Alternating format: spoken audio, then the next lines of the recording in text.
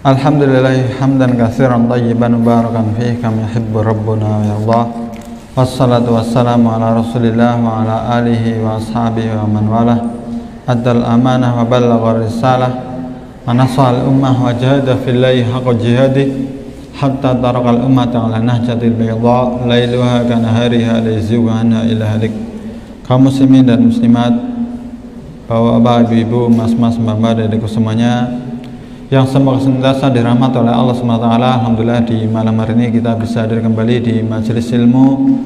Kita memohon kepada Allah ilmu yang bermanfaat, kita memohon kepada Allah keikhlasan dan juga tambahan keimanan, sehingga kita pulang dari majelis ini mendapatkan pahala dan karunia dari Allah SWT berupa tambahan keimanan, tambahan rasa takut dan cinta kepada Allah SWT. Kita akan melanjutkan pelajaran kita di malam hari ini. Masih kita membahas kitab Al-Kabair, kitab yang membahas tentang dosa-dosa besar yang ditulis oleh Imam Az-Zahabi rahimahullah ta'ala. Di pertemuan lalu kita telah membahas tentang membenarkan atau mempercayai dukun, apapun sebutannya. Pokoknya kalau dukun mengaku-ngaku mengetahui perkara yang gaib, kita tidak boleh mempercayainya. Dan juga tentang istri yang durhaka. Berikutnya kita masuki dosa besar yang ke-43 yang beliau tuliskan di dalam kitab ini, yaitu memutus hubungan kekerabatan atau memutuskan silaturahim. Bisa kita katakan silaturahim atau silaturahmi gitu ya. Bisa dua-duanya bisa. Bisa silaturahim atau silaturahmi ya, sama.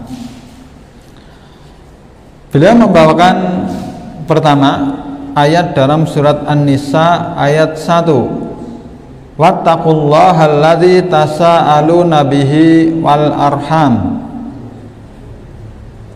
Bertakwalah kepada Allah yang dengan namanya kamu saling meminta, dan peliharalah hubungan kekeluargaan. Jadi memang dalam Al-Quran dan juga hadis itu begitu diperhatikan, begitu ditekankan tentang masalah menyambung hubungan kekeluargaan. Bahkan Nabi SAW pernah menyampaikan sedekah kita kepada keluarga dan kerabat itu lebih utama daripada bersedekah kepada orang lain. Lebih utama, lebih besar pahalanya. Kemudian beliau membawakan ayat di sini dalam surat Muhammad ayat 22 sampai 23. Fahal asaitum in tawallaitum an tufsidu fil ardi wa tuqatti'u arhamakum. Maka apakah sekiranya kamu berkuasa, kamu akan berbuat kerusakan di bumi dan memutuskan hubungan kekeluargaan? Mereka itulah ya ulaika alladzina la'anahumullahu wa asammahum wa ma abzarahum. Mereka itulah orang-orang yang dikutuk oleh Allah, lalu dibuat tuli pendengarannya dan dibutakan penglihatannya. Jadi orang-orang yang berkuasa, punya kekuasaan, kemudian memutus hubungan silaturahim, di antara hukuman yang Allah berikan kepada mereka dijadikan buta dan tuli, yakni buta dari melihat kebenaran.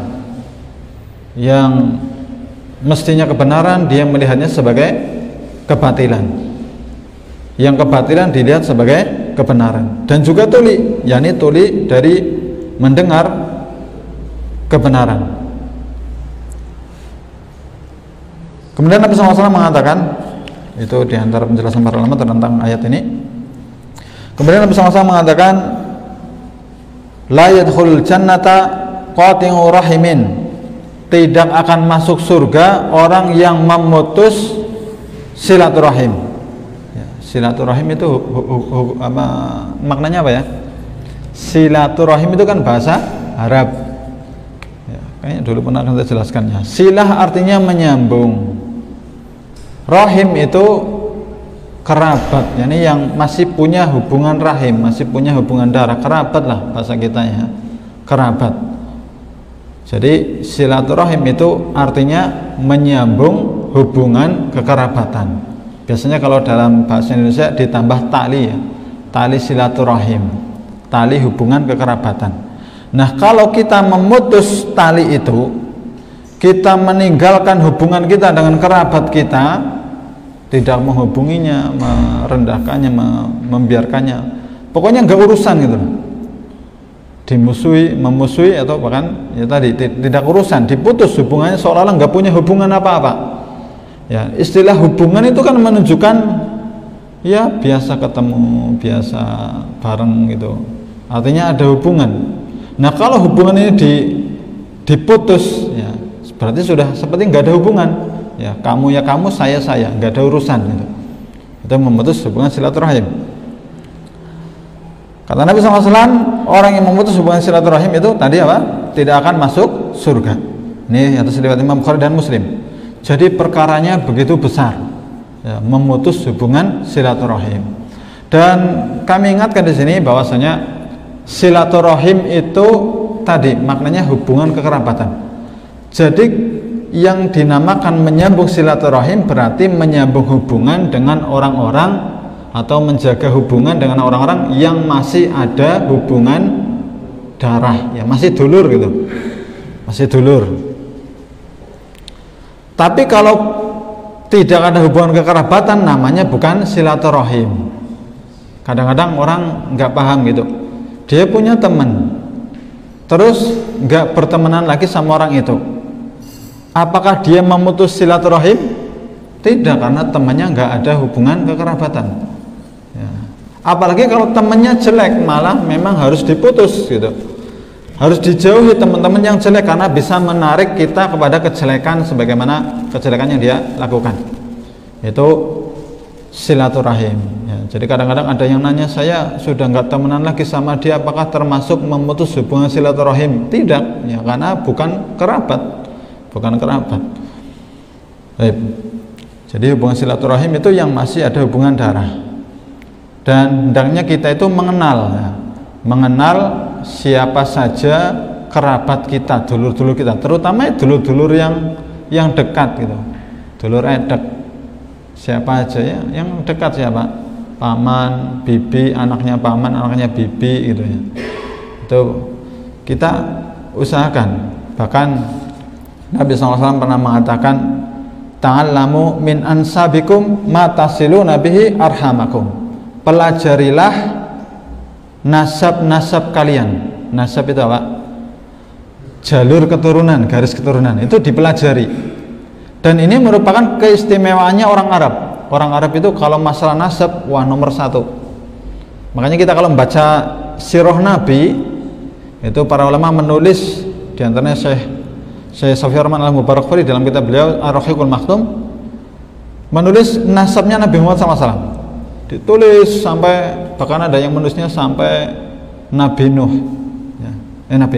Nabi Ibrahim ya, karena Nabi Muhammad termasuk keturunannya Nabi Ibrahim.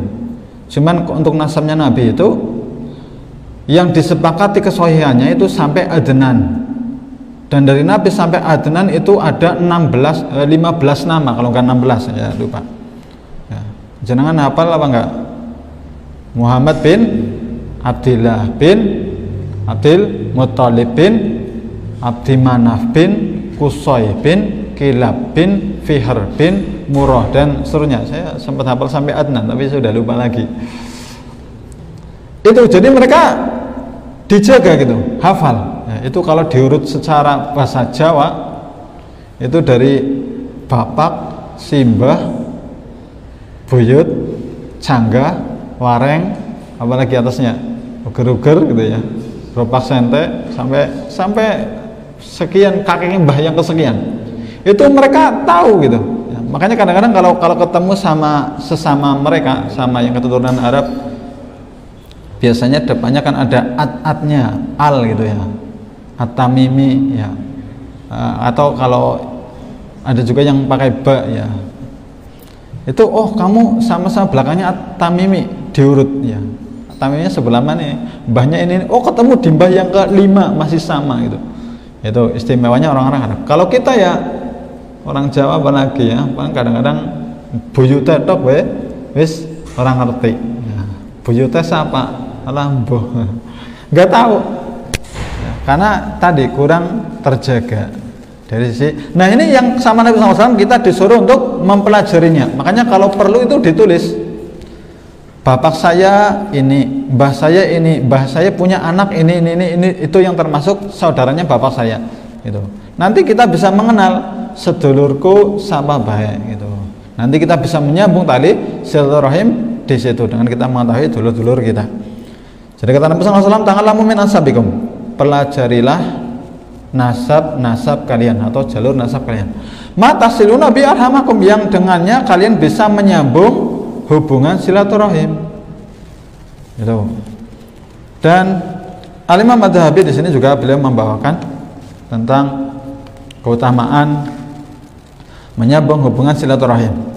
Jadi kalau memutusnya itu termasuk dosa besar, menyambungnya juga termasuk amal ibadah yang memiliki pahala yang besar. Memiliki pahala yang besar.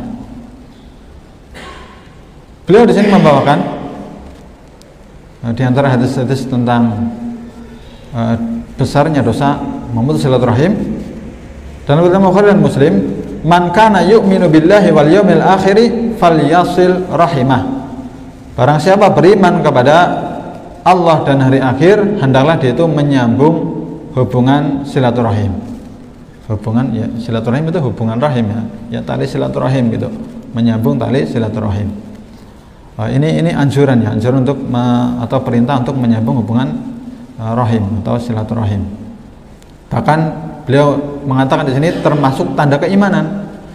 Orang kalau beriman kepada Allah dan hari akhir, ya dia hendaknya menyambung silaturahim, menyambung hubungan rahimnya. Jadi itu termasuk tanda keimanan. Ya, ini merupakan isyarat orang kalau menyambung silaturahim itu termasuk bentuk keimanannya kepada Allah dan hari akhir. Yang itu juga menunjukkan bahwa menyambung silaturahim itu akan bermanfaat di hari akhir. Maka beliau di sini membawakan hadis, innallaha khalaqal khalqa hatta idza faragha minhum qamatir rahimu faqalat. Allah SWT menciptakan makhluk hingga apabila telah selesai dari penciptaan seluruhnya, berdirilah rahim. Berdirilah rahim. Jadi di sini Allah SWT menjadikan rahim itu sebagai sesuatu yang abstrak apa ya? Yang padat gitu, yang berbentuk. Ya, kalau abstrak nggak berbentuk ya. Namanya silaturahim kan nggak kelihatan gitu. Ya, hanya sekedar makna saja. Itu. Tapi besok Allah SWT menjadikan rahim itu bukan di dalam hadis ini. Ya, termasuk juga dari kiamat nanti ada hadisnya juga. Yani rahim itu berbentuk. Ya. Sebagaimana Allah SWT juga menciptakan kematian itu sebagaimana bentuk seekor kambing kelak di hari kiamat. Maka dengan begitu mudah Allah menjadikan rahim itu sebagai sesuatu yang berbentuk. Maka rahim berdiri dan dia mengatakan, hadza maqamul a'idzi bika minal qati'ati. Tempat berdiriku ini adalah kedudukan orang yang berlindung kepadamu dari terputusnya silaturahim. Maka kata Allah SWT, "Na'am amatardhaina an asila ma wasalaki wa aqta'a man qata'aki." Betul, apakah kamu tidak ridha bahwa aku akan menyambung orang yang menyambungmu dan aku akan memutus orang yang memutusmu? Kata rahim, bala, iya. Jadi rahim itu sama Allah SWT dijadikan berbentuk dan juga bisa berkata-kata. Dan dalam hadis ini juga menunjukkan bahwasanya keutamaan menyambung tali silaturahim. Kalau kita menjaga persaudaraan kita, hubungan persaudaraan kita dengan kerabat kita, keluarga kita, Allah akan menjaga hubungan Allah dengan diri kita. Yani apa istilahnya ya? Yani Allah akan membersamai kita begitu. Sebenarnya kalau kita memutus silaturahim, Allah akan memutus hubungannya dengan diri kita. Ya, di Coba betapa ruginya ya seorang hamba diputus hubungannya dengan Allah, diputus hubungannya oleh Allah Subhanahu wa taala. Hadis yang sahih dalam Bukhari dan Muslim. Kemudian beliau juga membawakan tentang keutamaan menyambung silaturahim dalam riwayat Bukhari dan Muslim juga. Man ahabba an yubsata lahu fi rizqihi wa yunsa'alahu fi atharihi falyasil rahimah. Barang siapa yang ingin diluaskan rizkinya dan dipanjangkan umurnya, maka hendaklah dia menyambung tali kekerabatannya. Ya, ini menyambung menyambung apa sih?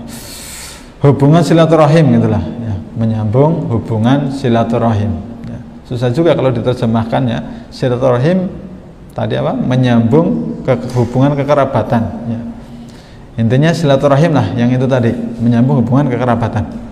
Jadi kalau kita menjaga silaturahim, kita menyambung hubungan kerabatan kita, di antara utamanya adalah rezeki kita akan diluaskan, bahkan umur kita akan dipanjangkan. Ini Nabi yang ngomong, maka kita percaya dan hadisnya sahih. Ya. Dan kita nggak ada yang tahu umur kita. Dan kita sudah membahas masalah seperti ini dalam pembahasan takdir dulu. Yani di sini yang dimaksud adalah takdir yang catatannya ada pada malaikat. Ya, karena hakikatnya manusia itu sudah ditetapkan umurnya. Ya, tapi bisa bertambah. Ya, bagaimana itu? Yaitu yani umur yang catatannya ada pada malaikat. Adapun yang catatannya ada pada Lauhul Mahfuz maka tidak bisa berubah. Nah ini bikin panjang umur ya, panjang umur sama rezekinya diluaskan. Dan namanya rezeki itu nggak mesti selalu harta. Ya, seringkali manusia itu memandang rezeki itu hanya ada pada harta. Rezeki ada pada harta dan juga ada pada jiwa. Ya, kita merasa nikmat ibadah itu rezeki dari Allah, rezeki yang besar. Merasa senang ketika duduk menyimak pengajian, menyimak nasihat, itu juga rezeki dari Allah. Termasuk juga rezeki adalah ketika kita itu merasa takut, merasa sedih ketika bermaksiat. Itu juga termasuk rezeki yang besar. Ya, betapa banyak orang bermaksiat tapi rasanya enteng-enteng saja, nggak merasa takut, nggak merasa sedih, ya, nggak merasa menyesal. Itu bahkan termasuk hukuman yang banyak tidak dirasakan oleh orang. Ya. Dan kita saksikan sendiri, banyak orang melakukan dosa besar tapi kayak biasa-biasa aja gitu, nggak sholat terus biasa baik rasanya. Nggak mikir Allah urung sholat gitu, enggak, udah enteng-enteng aja gitu ya, nggak sholat, nggak puasa Ramadan ya, kemudian melakukan dosa-dosa besar dengan entengnya biasa saja. Itu termasuk hukuman Allah yang seringkali tidak dirasakan oleh seorang manusia. Kemudian beliau juga membawakan hadis masih tentang rahim ini dalam riwayat Imam Bukhari dan Muslim juga. Ar-rahimu mu'allaqatun bil arsy. Rahim itu digantungkan di arsy. Taqulu, dia mengatakan, man wasolani wasolahullah wa man qata'ani qata'ahullah. Siapa yang menyambungku, Allah akan menyambungnya. Dan siapa yang memutusku, Allah akan memutus dirinya. Ini hubungan Allah dengannya akan disambung kalau menyambung rahim dan akan diputus kalau memutus rahim.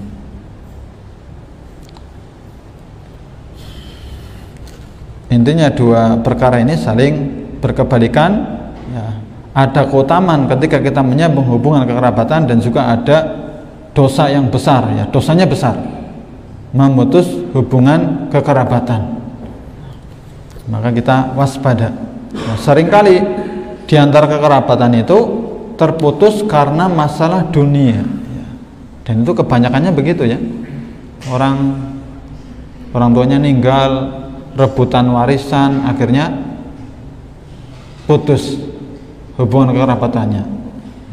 Nggak saling bertegur sapa, kalau ketemu saling marah-marah, ya putus sudah. Seolah-olah nggak pernah ada hubungan kekerabatan. Makanya juga diantara nasihat ulama itu hendaknya kita itu kalau dalam masalah dunia itu hendaknya kita banyak-banyak mengalah. Ya, masalah dunia, masalah yang ringan di sisi Allah. Ya karena dunia ini hina.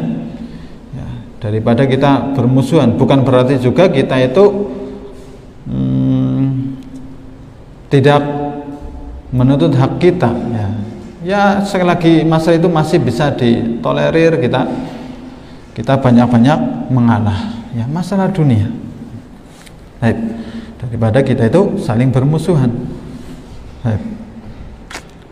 Beliau membawakan ayat dalam surah Ar-Ra'd ayat 25. Walladzina yanquduna 'ahdallahi min ba'di mitsaqihi wa yaqta'una ma amarallahu bihi an yusala wa yufsiduna fil ard. Ulaika lahumul la'natu wa lahum su'ud dar. Dan orang-orang yang melanggar janji Allah setelah diikrarkannya dan memutuskan apa yang diperintahkan Allah agar disambungkan dan berbuat kerusakan di bumi, ya. Poinnya di sini memutuskan apa yang diperintahkan Allah agar disambung dan berbuat kerusakan di muka bumi, maka mereka itulah orang-orang yang memperoleh kutukan dan tempat kediaman yang buruk. Kutukan ya ini laknat itu dijauhkan dari rahmat, dan juga tempat kediaman yang buruk yaitu neraka jahanam.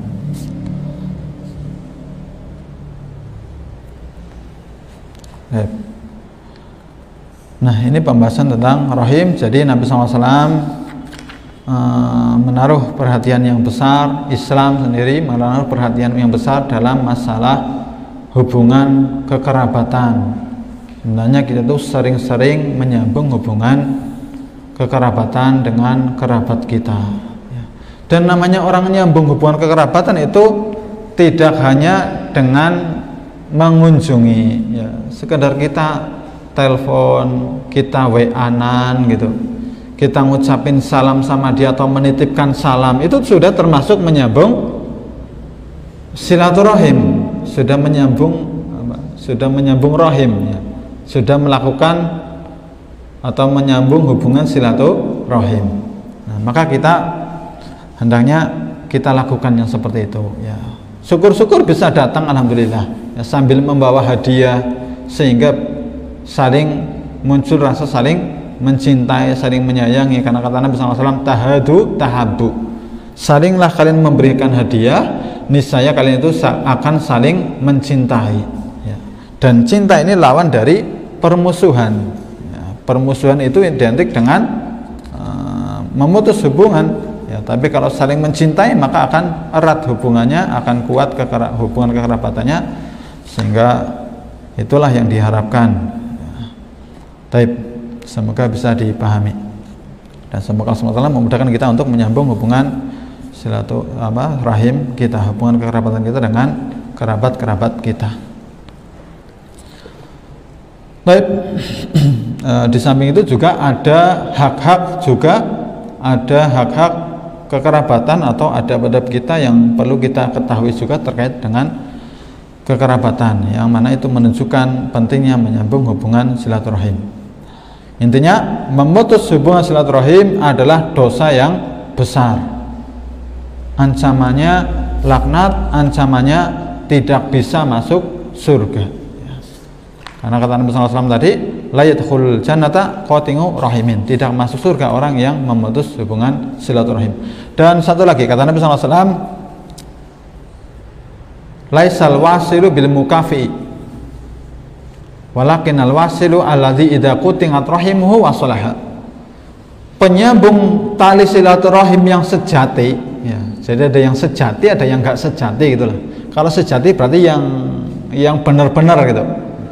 Penyambung hubungan silaturahim yang sejati itu bukanlah yang sekedar membalas hubungan. Yani kita kenapa sih nyambung sama dia? Ya karena dia itu yang duluan nyambung sama kita. Kita membalasnya gitu. Dia itu kemarin kan habis dari sini, ya kita ke sana gitu. Bukan sekedar itu, tapi orang penyambung silaturahim yang sejati itu adalah yang apabila tali silaturahimnya diputus, dia tetap berusaha untuk menyambungnya. Nah ini orang yang menyambung silaturahim yang sejati, Itu penyambung silaturahim yang sejati.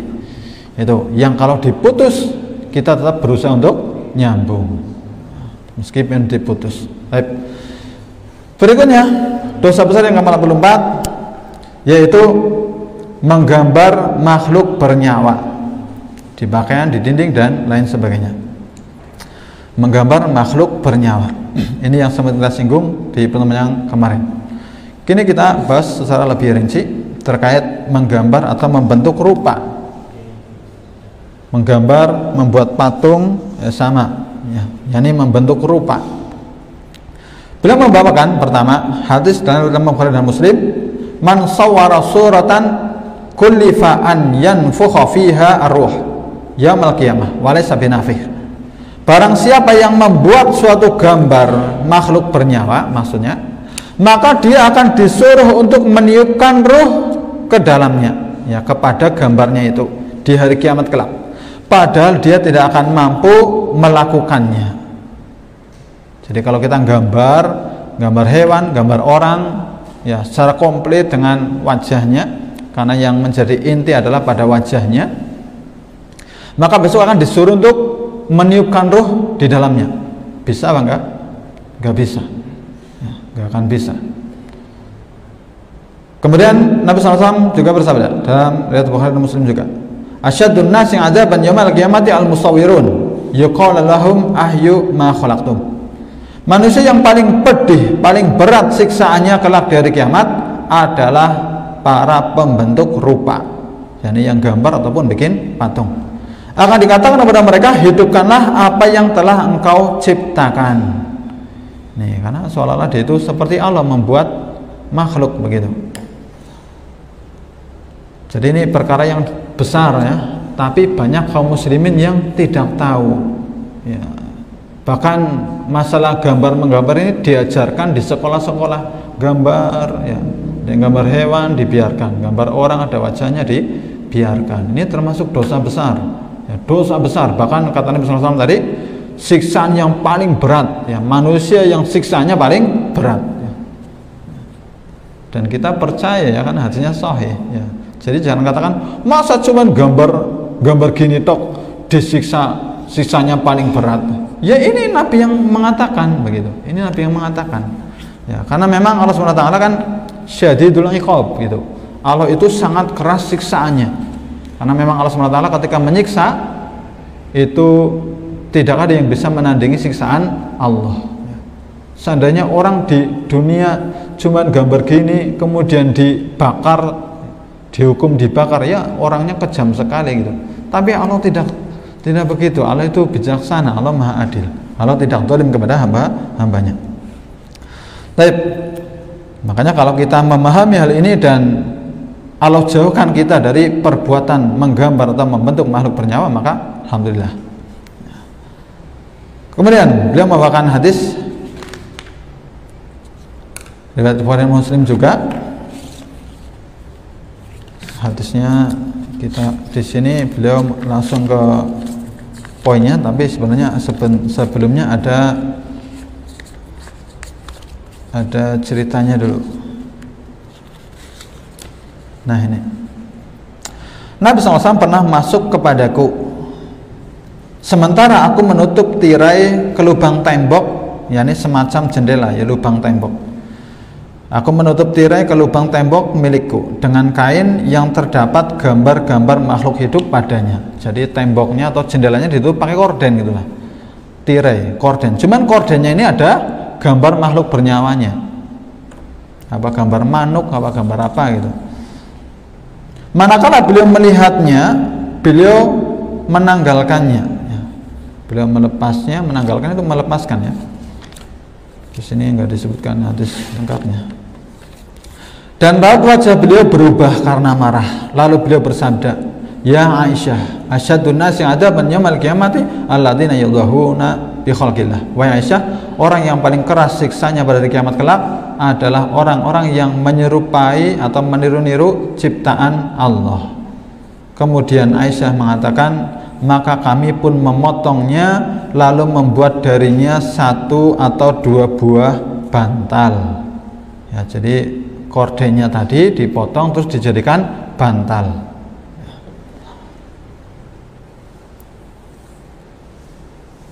Dalam riwayat yang lain, maka kami membuatnya menjadi 1 atau 2 bantal, ya, sama.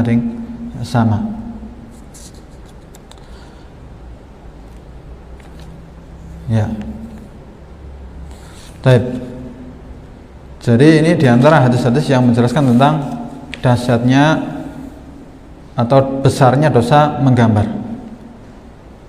Kemudian dalam riwayat Imam At-Tirmidzi dan hadis ini disahihkan oleh Syalbani, yakhruju unuqun minan nar fayaqul, ada sebuah leher yang keluar dari neraka lalu dia berkata, inni wukiltu bi kulli man da'a ma'allahi ilahan akhar, sesungguhnya aku diberi tugas untuk menangani setiap orang yang menyekutukan Allah, wa bi kulli jabbarin anidin, dan kepada orang-orang yang bertindak sewenang-wenang dan durhaka, wabil musawwirin, dan juga kepada para penggambar makhluk bernyawa. Yani 3 orang ini akan disiksa di neraka.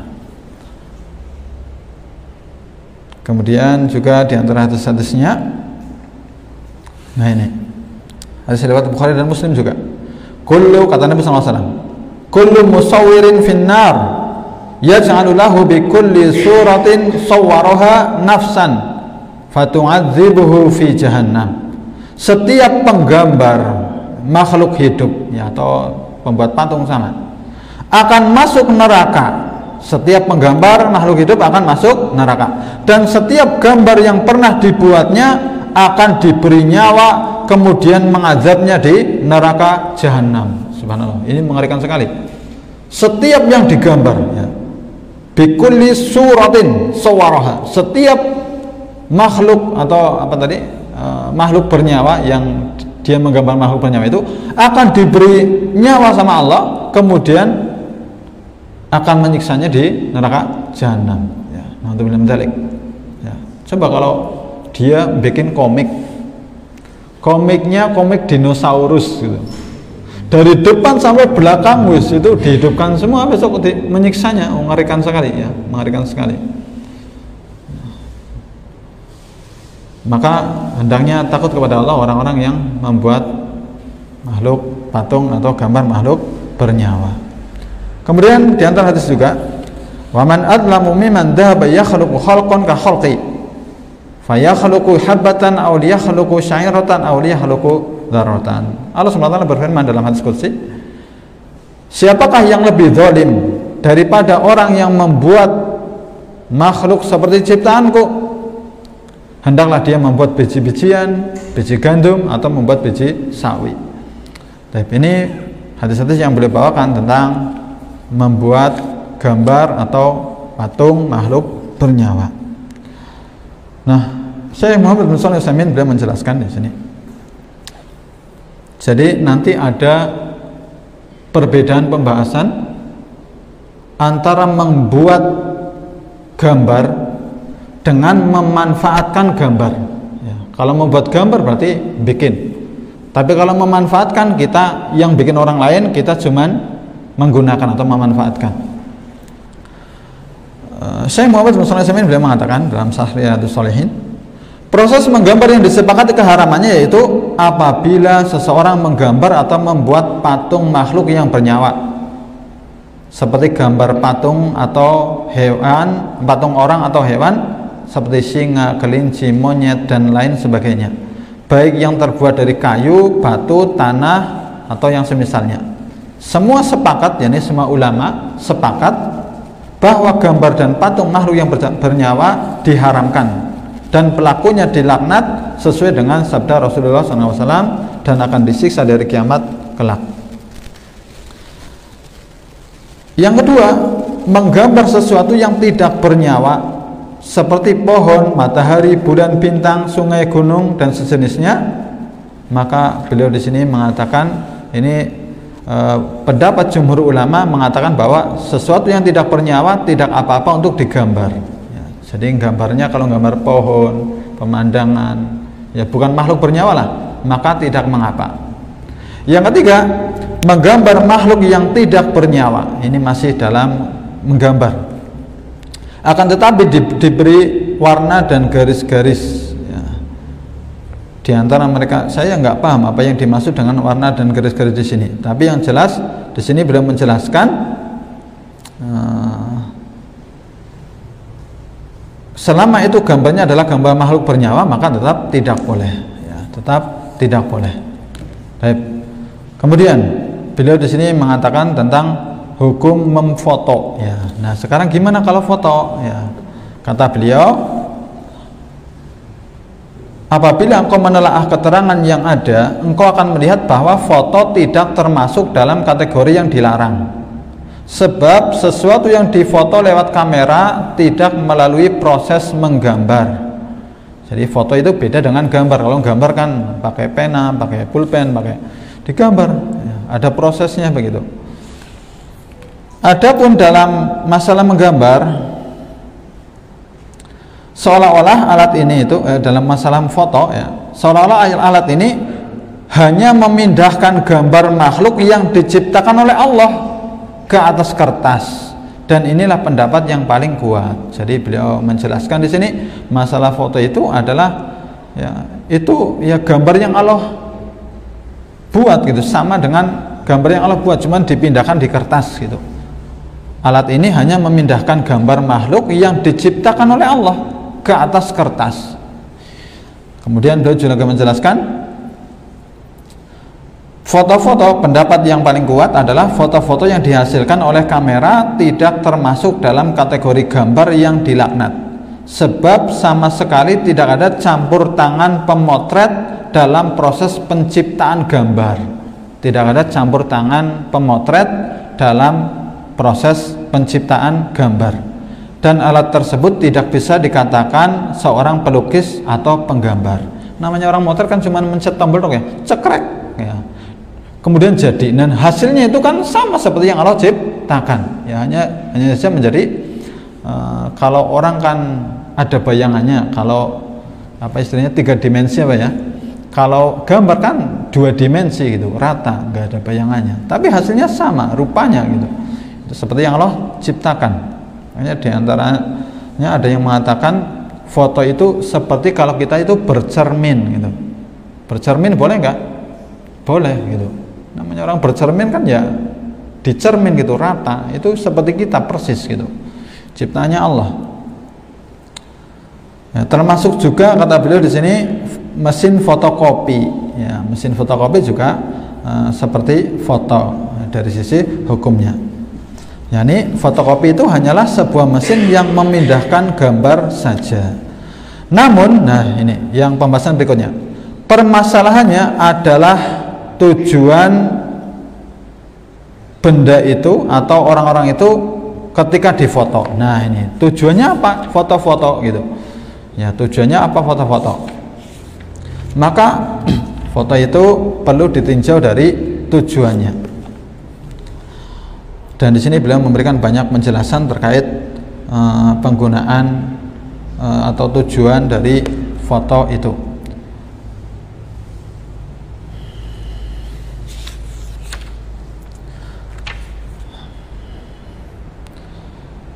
Nah, kita harus meninjau dari dan memperhatikan setiap perkara yang dibolehkan, tujuan dari perkara tersebut, atau untuk apa gambar itu diambil atau foto itu dijadikan foto. Karena perkara yang hukumnya dibolehkan bisa berubah hukumnya atau akan berbeda-beda hukumnya sesuai dengan tujuannya ya. Jadi di sini beliau termasuk yang sangat berhati-hati dalam menyikapi masalah foto.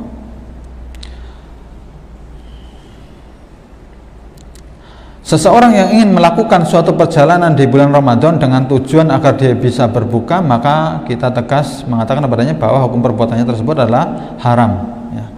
Maka beliau mengkiaskan dengan permasalahan tersebut ya. Jadi kalau foto itu tujuannya untuk perkara yang haram, maka jadi haram. Sekarang mari kita perhatikan tujuan foto tersebut.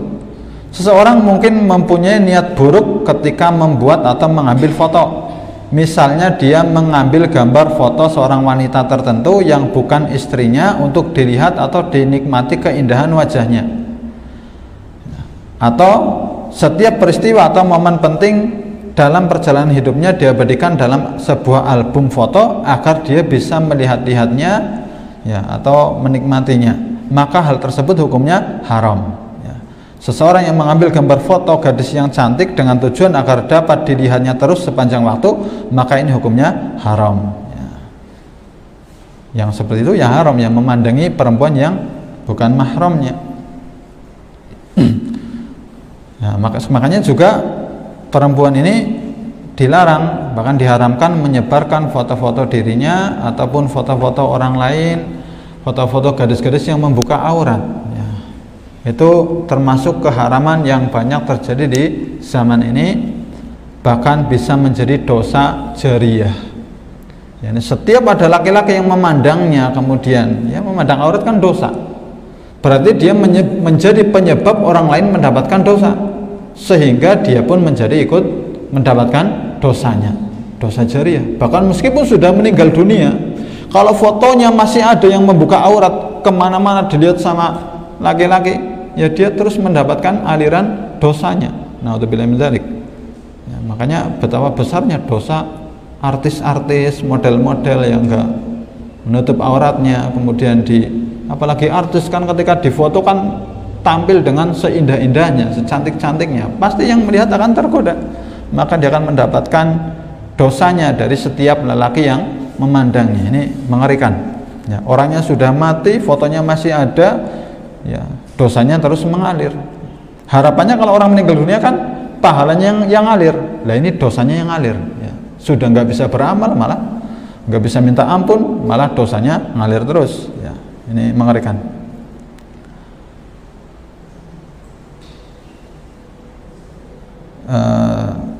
Bahkan beliau di sini juga mengatakan, seseorang yang mengabadikan foto tokoh-tokoh penting dari kalangan penguasa atau ulama dengan maksud untuk senantiasa diagung-agungkan dan dikaguminya, bahkan menggantung foto tersebut di dinding rumah untuk sekedar penghormatan kepada mereka, maka perbuatan seperti ini juga diharamkan. yakni memajang foto-foto ulama, ya kadang-kadang yang dianggap wali Allah kadang dipajang di rumah. Oh ini kiai fulan, ini wali fulan. Ini juga termasuk perkara yang diharamkan kata beliau, karena bisa membuat seseorang terjerumus ke dalam kesyirikan.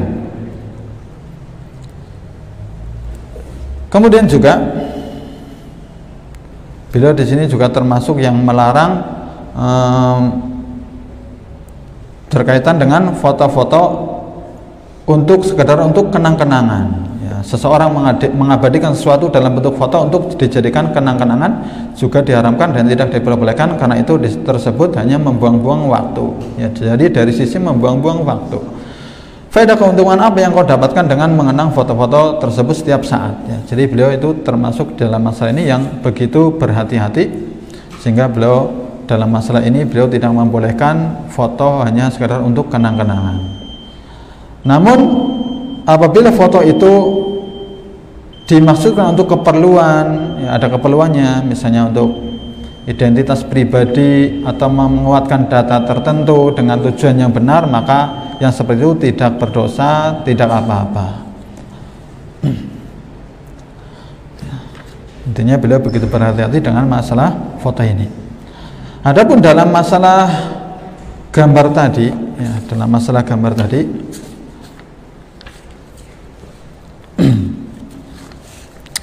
jadi ada poin yang perlu kita jelaskan juga di sini. Adapun dalam masalah gambar, saya juga merujuk kepada kitab atau buku yang ditulis oleh Syekh Abdul Aziz bin Abdullah bin Baz, judulnya Taswir, Hukum Menggambar Makhluk Hidup. yakni berkaitan dengan memanfaatkan gambar. Intinya, ya, waktunya terbatas. Memanfaatkan gambar itu diperbolehkan untuk sesuatu yang dihinakan.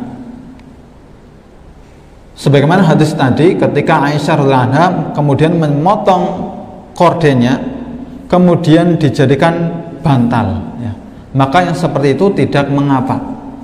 Jadi kalau kita beli sarung spray gitu. Spray itu sarung kasur ya, ada gambarnya ya, maka kita gunakan tidak mengapa, karena yang seperti itu diinjak-injak, dihinakan begitu ya, termasuk bantal dijadikan untuk duduk gitu. Termasuk juga yang ada pada pakaian anak-anak ya, yang ada pada pakaian anak-anak ya, karena kita nggak bikin ya, kita cuma memanfaatkan saja ya, karena cuman kalau untuk anak-anak itu hanya boleh untuk anak-anak, hanya boleh untuk anak-anak. Tapi kalau orang dewasa maka tidak boleh ya, tidak boleh. Kalau untuk anak-anak boleh, tapi untuk orang dewasa boleh. Nah, mana ini tadi?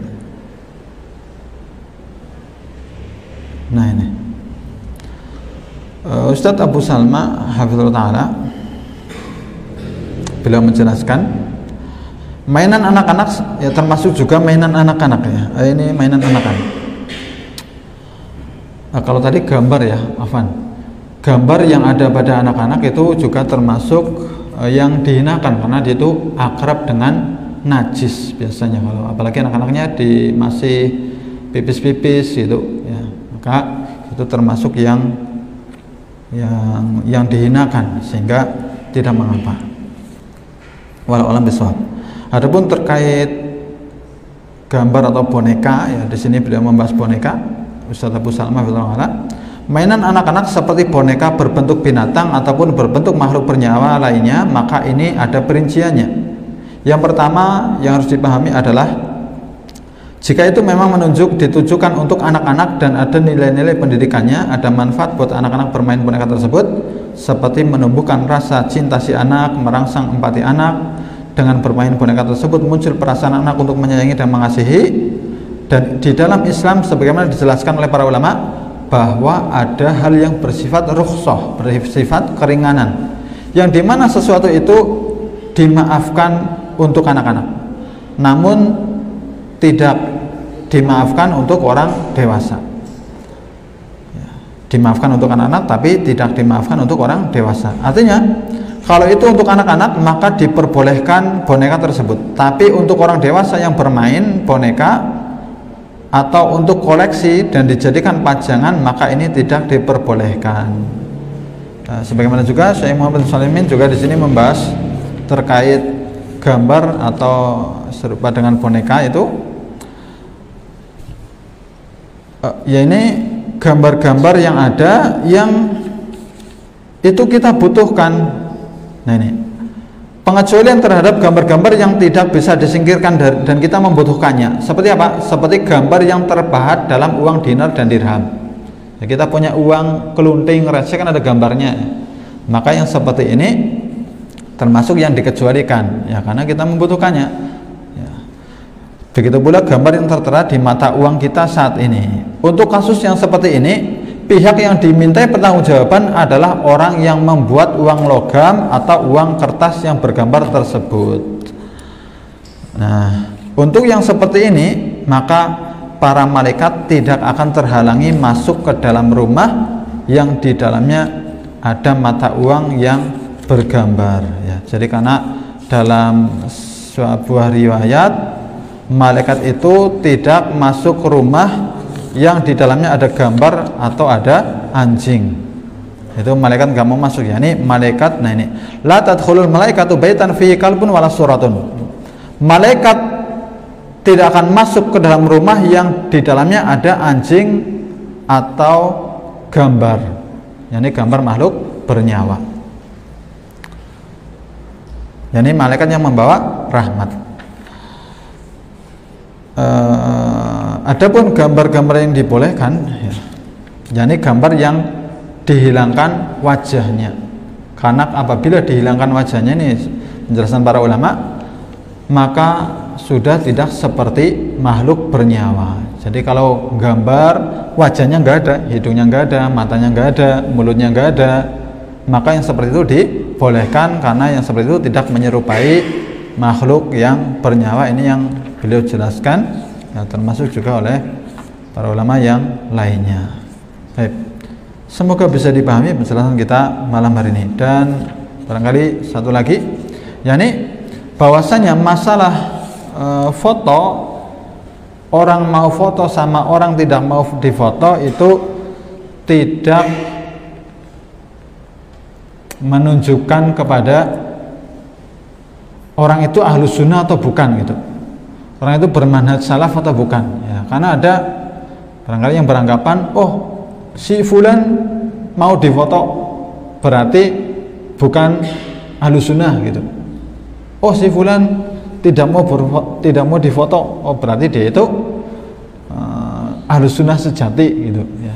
Itu enggak seperti itu ya. Bahkan meskipun ada seorang berbuat dosa, selagi dia itu meyakini dosa itu adalah haram ya, dan dia berkeyakinan dengan akidah Ahlussunnah wal Jamaah, maka dia tidak dikeluarkan dari Ahlussunnah wal Jamaah ya.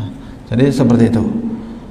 Nah, ini pembahasan terkait foto, dan lebih baiknya jenengan membaca keterangan penjelasan para ulama ya, atau para ustadz kita tentang masalah ini agar kita lebih bisa memahaminya, terkait hukum gambar, hukum foto ya, gambar yang dibolehkan yang seperti apa. Hendaknya kita menyimaknya lebih banyak lagi, baik dari tulisan-tulisan yang ada ataupun dari ceramah-ceramah kajian yang disampaikan oleh mereka.